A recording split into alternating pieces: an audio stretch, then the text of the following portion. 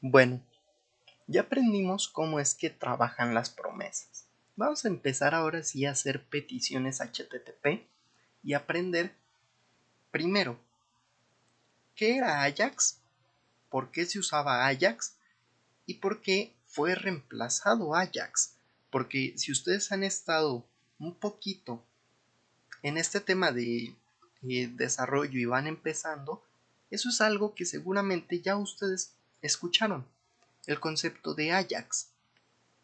Vamos a ponerle primero aquí fetch, ¿ok? Así, F-E-T-C-H.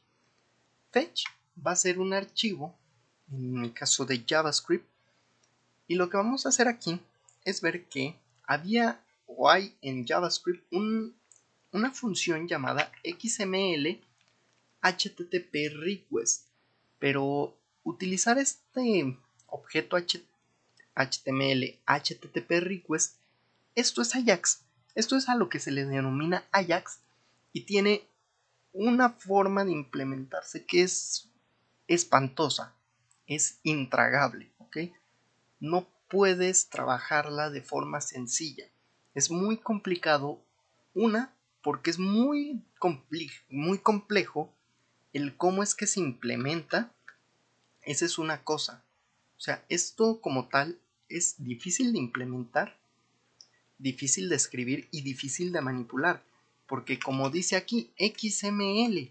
Esto lo que retorna es algo así. XML. XML. Y aquí dentro toda la información de XML que venga de cierta API. A este concepto se le llamaba SOAP. ¿Okay? Estos son una arquitectura de tipo SOAP. Trabaja con Ajax. Y esto de aquí, recordemos que se le conoce como Ajax. ¿Ok? Bueno, como esto es complicado de hacer y no es recomendable y por eso fue eliminado, la forma más común en la que nosotros trabajamos ahora es con una arquitectura REST. Esta arquitectura REST lo que hace es trabajar con JSON. Y JSON ya lo vimos, son estos objetos. Name. Esto es JSON. Y esto es algo que JavaScript ya conoce, que ya entiende.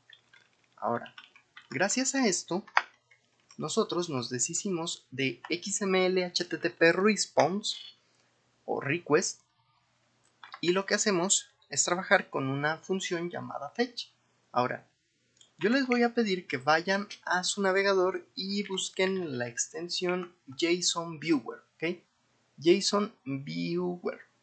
Y esto lo busquen aquí, en las extensiones de Chrome, porque esto nos va a permitir leer en el navegador JSON de manera formateada y bonita. O sea, nos va a permitir ver JSON así de bonito y legible, porque si no, todo lo va a marcar en una sola línea, como si fuera texto plano, y no vamos a poderlo leer porque es complejo, todo está todo junto. Entonces, pues bueno, vamos a buscar el servicio de JSON Placeholder.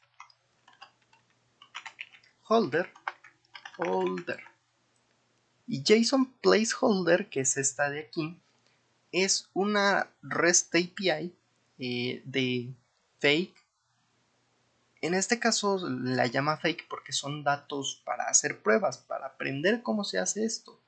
Y si bajamos, aquí podemos ver código que nos muestra algo que ya aprendimos, que es cómo trabajar promesas. Fíjense, aquí hay algo distinto que dice fetch. Pero fuera del fetch, esto, el punto .den y el punto .den, nosotros ya sabemos qué es y podríamos manejarlo con un punto catch también. Ahora, si bajamos un poco más, hay una sección de resources en la cual yo aquí puedo darle clic a cualquiera, por ejemplo, usuarios, to-dos, fotos, post, y aquí me dice la cantidad de datos falsos que me va a dar esta API. Vamos al de users. Y fíjense, yo aquí tengo JSON, lo que yo les había estado enseñando. Un ID, un nombre, un username, un email, direcciones address, teléfonos, sitios web, compañías, información de la compañía, bla bla bla. Geolocalización con una latitud y longitud, que podríamos meter esto en un mapa, bla bla bla. El chiste es que de todo esto nosotros podemos manipular toda esta lista, pero como es mucha información para un solo ejemplo, lo que vamos a hacer es que después de todo esto, de todo el URL, vamos a ponerle barra y el número 1 para que únicamente me dé un usuario, ¿ok? Esto ya solamente me está respondiendo un usuario. Así que copien esta URL y esta URL se les llama endpoints. ¿Por qué son endpoints? Porque son rutas finales. O sea, yo no sé el nivel de infraestructura que tiene JSON Placeholder. Yo no sé cómo está construido su backend. Yo no sé cómo validan información, cómo generan rutas, nada.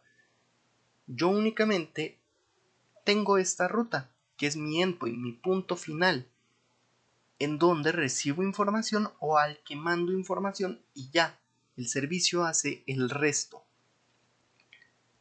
Para ello vamos a utilizar la función fetch, que es una nueva función que viene dentro de JavaScript y que recibe como un input, que de hecho aquí lo dice input, algo que cataloga request info, ¿ok?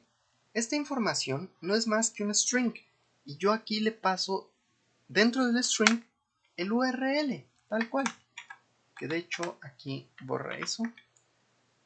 Lo interesante es que fíjense, fetch como tal trabaja aquí, ahí, fetch trabaja con un input, algo que dice init, que ya veremos cuando lleguemos al tema de Firebase con React, que es este init, y nos da algo que dice promise, que es mi respuesta. Bueno, por eso era importante saber qué es una promise. Estas promesas prácticamente, esto es una promesa, tal cual, y yo tengo que utilizar el punto .den para obtener esta información. Vamos a hacer lo mismo de enter y tabularlo, y dentro de este punto .den vamos a mandar, en este caso, un objeto. Ahora, esto me debe dar una response del servidor. Vamos a imprimir en consola este response. Así que .den response y lo imprimo en un console. Volvemos y fíjense, yo aquí tengo una respuesta, pero no se parece esta respuesta para nada a esto de aquí. El problema de que no se parezca para nada es que las promesas de tipo fetch necesitan tener un proceso antes de poder regresar información, y eso es un response punto y pasar por una función llamada JSON, ¿ok? Estas respuestas reciben un punto JSON y ya puedo usarlas.